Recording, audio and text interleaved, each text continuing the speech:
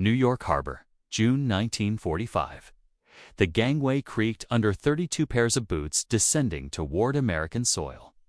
Summer heat pressed down like a weight, thick and foreign, nothing like the summers they remembered. At the bottom stood Lieutenant David Cohen, clipboard in hand, calling names in flawless German. Ilse Werner froze mid-step. The name, the features, the small star of David visible at his collar. Everything the regime had drilled into her mind said this was impossible, that these people were weak, powerless, erased from history. Yet here he stood, wearing the uniform of Germany's conqueror, holding authority over her fate. Before we continue this incredible true story, take a moment to like this video and subscribe to our channel. We bring you the most powerful, untold stories from World War II that textbooks never covered. Drop a comment below and tell us where you're watching from. We love hearing from our community around the world. Now, let's dive back into this moment that shattered everything these German women thought they knew. Ilse Werner was 32 years old, educated from a Berlin family that considered itself cultured. Her father had been a civil servant, her mother a schoolteacher. They had supported the regime initially, believing promises of national renewal. The slide into complicity had been gradual, accepting small injustices, believing official explanations, choosing comfort over conscience. By 1943, Ilse had known something terrible was happening to the people the regime designated as enemies. But knowing and acting were different things. Fear had kept her silent.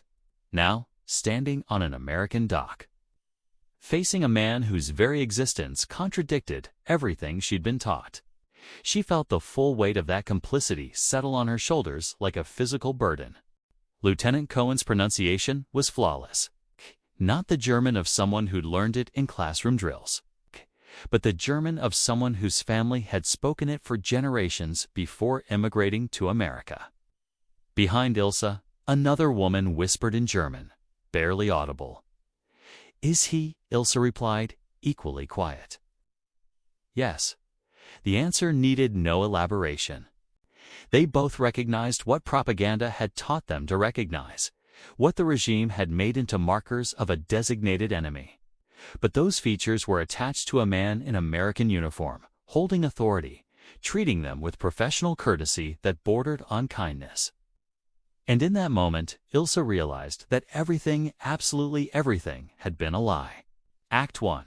The reckoning begins. The processing took hours. Medical examinations to ensure no infectious diseases. Delousing procedures that were thorough but not dehumanizing. Documentation names, home addresses, next of kin if known. Food, simple but abundant. More than Ilse had eaten in a single meal in months. Through it all, American soldiers managed the process with efficiency that rivaled German organization, but with humanity that German systems had specifically eliminated. And many of these soldiers, Ilse kept noticing, bore names that propaganda had taught her to recognize as belonging to the designated enemy. Cohen-Levy, Goldstein, Rosenberg, names attached to people in positions of authority, treating German prisoners with Geneva Convention correctness, demonstrating through actions that propaganda's most fundamental lies were exactly that, lies. That first night, housed in barracks that were clean and heated, the women whispered among themselves in the darkness. "Did you see how many of them there were?" Margaret Klein asked. She was 38, from Munich, her voice carrying the same confused disbelief they all felt. "In the American military, the ones we were told were eliminated." Not a threat. Ilse stared at the ceiling. "I saw, and they're not just present, they're in command. That lieutenant who processed us has authority over German prisoners. Everything we were taught said they were weak, inferior, destined for elimination.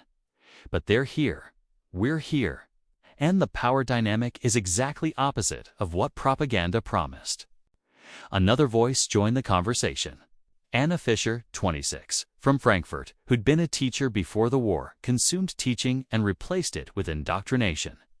"I taught children that they were dangerous, inferior, responsible for Germany's problems. I taught children lies that justified ... double quotes, she couldn't finish the sentence. But everyone knew what she meant: the systematic persecution, the deportations, the silence that had fallen over entire neighborhoods when people disappeared and no one dared ask where they'd gone. The barracks fell silent. This was truth too large and painful for easy discussion. Morning brought news of their assignment. The women would be transported to Camp Dermot in Arkansas, where they'd be assigned work details and held until repatriation procedures were completed. The train journey took 3 days, crossing an America that seemed impossible in its size and prosperity. Cities that showed no bomb damage. Farmland stretching endlessly, abundant with crops. Small towns that looked comfortable. Middle class sexually opposite of the poverty and deprivation propaganda had promised about America's weakness. Sergeant Rebecca Stern accompanied their transport, one of 2 guards assigned to the women's passenger car. She was perhaps 30, speaking German with the same fluency Lieutenant Cohen had demonstrated. On the second day, Ilse gathered courage to ask the question that had been troubling her since the dock in New York. "Sergeant Stern, may I ask you a personal question?" Stern looked up from the paperwork she was reviewing. "You may ask. I'll decide whether to answer." "Your name." "It's that is, the regime taught us that people with names like yours were weak, powerless, destined for elimination." Stern finished the sentence with a slight smile that carried no humor. "Yes, I've read the propaganda." Fascinating how a regime that claimed superiority spent so much time explaining why they needed to fear and eliminate people they considered inferior. She set down her paperwork, giving Ilse her full attention. "My grandparents came to America from Poland in 1892. I was born in Brooklyn, graduated from City College, volunteered for military service 3 days after Pearl Harbor. I'm as American as anyone else in this army. And my heritage is one of the reasons I volunteered, because I knew what the regime in Germany was doing to people like my grandparents' relatives who hadn't immigrated." Ilse felt something cold settle in her stomach. "You knew about what was happening to your people." Stern's voice remained level, professional, but Ilse could hear pain underneath. "We knew. Not everything, not the full extent, but enough. Reports from refugees, accounts from escapees. We knew that people were being rounded up, deported, that they disappeared into camps and never returned. We knew the regime was committing atrocities on a scale that seemed almost impossible to believe. So yes, when I volunteered, I did it knowing that somewhere in Europe, people who looked like me, who shared my heritage, were being systematically persecuted. I did it wanting to stop that, to defeat the regime that thought it could eliminate entire populations without consequence." "And now you're guarding German prisoners," Ilse said quietly. "People who supported that regime, who worked for it, who were complicit in what happened." Stern corrected her gently but firmly. "Now I'm ensuring German prisoners are treated according to Geneva Convention standards. I'm demonstrating that America doesn't respond to atrocity with atrocity, that we maintain our values even when dealing with enemy combatants. That revenge is not how civilized nations operate." She picked up her paperwork again, signaling the conversation was ending. "You're prisoners. You'll be treated fairly, fed adequately, given work assignments, eventually repatriated to whatever Germany remains after the regime's defeat. That's policy. But don't mistake fairness for forgiveness or professional treatment for absolution. What was done in your country's name can't be undone through correct prisoner management." The train rolled on through American landscape that seemed impossibly vast, impossibly untouched by war. And Ilse Werner began to understand just how completely Germany had been defeated, not just militarily, but morally, ideologically, in every way that mattered. Act 2. Truth Through Daily Encounters.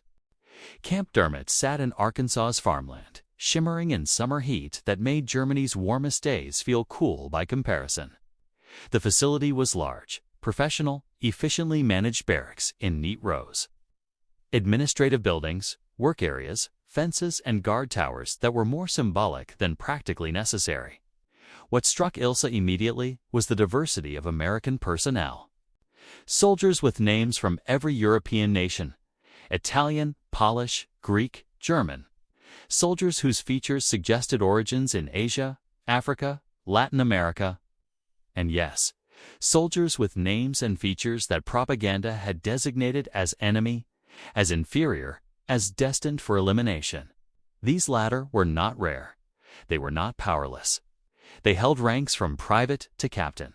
They gave orders that German prisoners followed.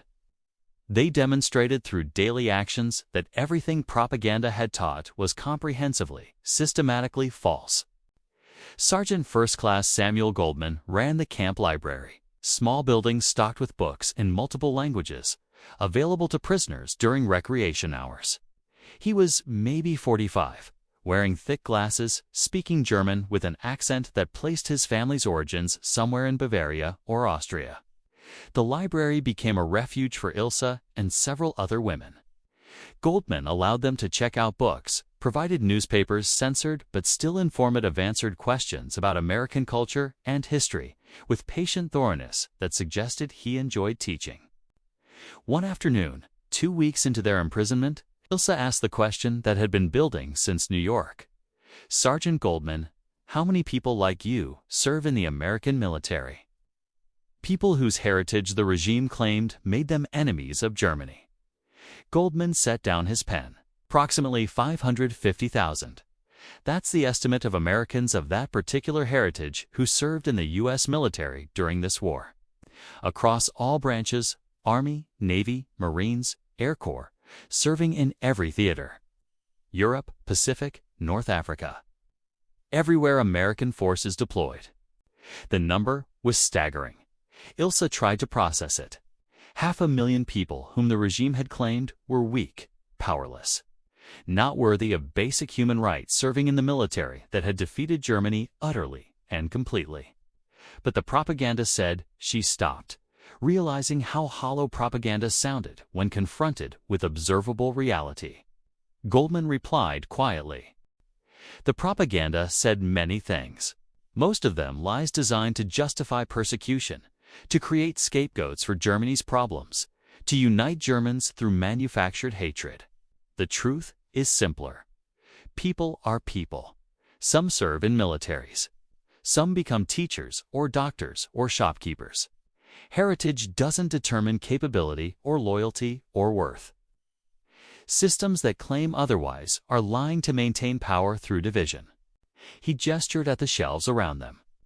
"I'm an Army librarian because I was one before the war. The Army needed people who could organize information. I volunteered when my country was attacked. My heritage didn't limit my capability, though it certainly strengthened my desire to see the regime defeated." Ilse asked, "Did you lose family?" Goldman's face tightened. "My uncle and his family in Vienna." Letters stopped in 1942. After the war, we learned they'd been deported. None survived. So yes, I lost family. That's why I serve. Why I take some satisfaction in running a library Germans now use while their regime collapses. Ilse's work assignment placed her in the administrative office under Captain Ruth Kaplan West, point-trained, fluent in 4 languages, efficient yet humane. Ilse translated documents and processed prisoner correspondence. One afternoon, she read a letter from Otto Weber to his wife, describing his shock at finding the camp partly run by soldiers the regime had labeled enemies and discovering they treated prisoners better than German authorities had treated their own citizens. "How do we return home knowing everything we believed was lies?" he wrote. Ilse set the letter down, shaken. Kaplan read it and said, "Many reach this realization. The question is, do you retreat into comforting lies, or face the truth and choose to be better?" "How?" Ilse asked. "By acknowledging complicity," Kaplan said. "By refusing excuses. By teaching that any ideology declaring humans inferior leads to atrocity." She added quietly, "I lost relatives too." Treating prisoners fairly doesn't mean forgiveness.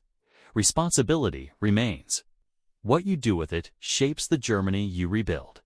Act 3. Confronting the unthinkable. August brought news that shocked the official reports from Europe about camps that had been liberated, about the systematic persecution policies the regime had implemented, about the industrial-scale horror that Americans had discovered as they advanced through Germany. Photographs were released. Testimony from survivors was published. The full magnitude of what had been done in Germany's name became undeniable, impossible to dismiss as Allied propaganda or exaggeration. The American command made a decision to show this evidence to German prisoners, not as punishment, but as education, as confrontation with truth, as moral necessity to ensure everyone understood what they'd been complicit in through action or inaction. The women prisoners gathered in the camp auditorium, where Captain Kaplan stood at the front, holding a folder full of photographs and testimony transcripts. Her expression was grave. "What I'm about to show you is difficult," she began in German. "Some of you will want to claim it's propaganda, exaggeration, falsified evidence. It is not. This is documented truth, verified by multiple sources, undeniable by any honest assessment." She began showing photographs. Ilse watched, felt her stomach rebel, fought not to vomit or faint or flee. These were not propaganda caricatures or abstract horrors. These were real people reduced to near skeletal figures.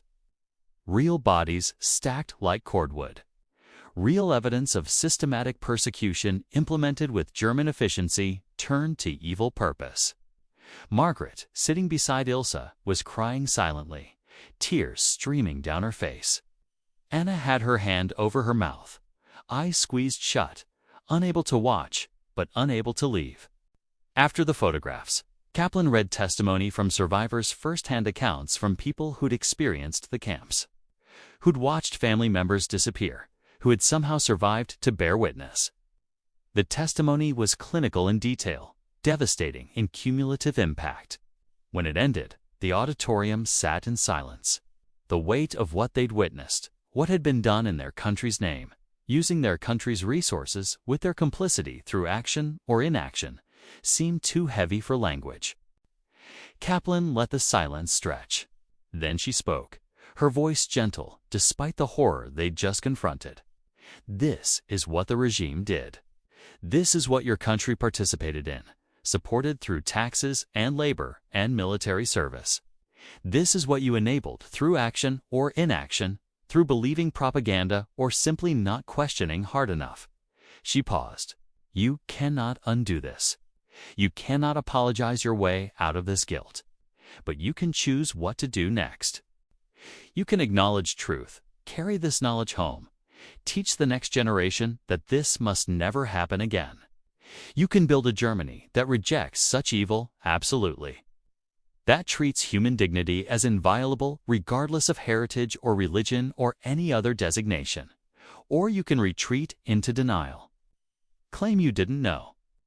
Blame everything on leadership and pretend ordinary Germans bear no responsibility. That path guarantees nothing changes. Ensures future generations might repeat these mistakes because they never learned why they were mistakes. The choice seemed impossible. How do you acknowledge complicity in something this horrific? How do you carry that guilt without being crushed by its weight? That evening, Ilse found Sergeant Stern finishing her shift. They walked along the camp fence as the sunset glowed over Arkansas. "How do you live with it?" Ilse asked. "Knowing what was done to your people, yet treating German prisoners fairly." Stern paused. "Revenge isn't justice. Individuals are responsible for their actions, not entire nations. If we abandon our principles, we prove the regime's lies." "But don't you hate us?" Ilse pressed. "I hate what was done the regime, its ideology, its perpetrators. But hating all Germans would make me what they claimed we were." She faced Ilse. "You want absolution? I can't give it. You lived under the regime, benefited from it, stayed silent. Fauna responsibility." Her voice softened.